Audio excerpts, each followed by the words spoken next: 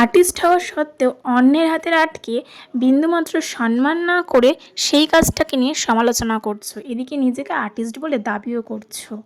নিজেকে আর্টিস্ট বলছো, আবার অন্যের কাজকে বিন্দুমাত্রও প্রশংসা না করে সেই কাজগুলোকে নিয়ে সমালোচনা করা, ফুসফুস হাহা করা করেই যাচ্ছ।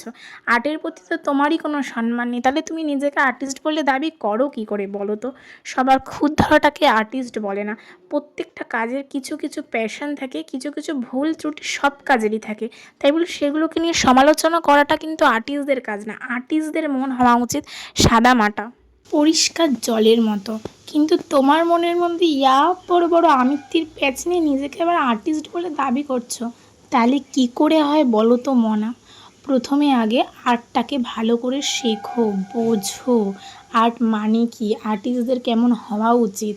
তাদেরকে দেখো, যারা অনেক বড় বড় মেকআপ আর্টিস্ট আছে বা অন্য যে কোনো আর্টিস্ট আছে, তাদের লাইফস্টাইল দেখো, তাদের কথাবার্তা দেখো, তাদের আর্ট দেখো। নিজের মধ্যে সব কিছু থাকে না কারোর, সব কিছু কারোর না কারোর থেকে দেখে বুঝে ঠেকে শিখতে হয়।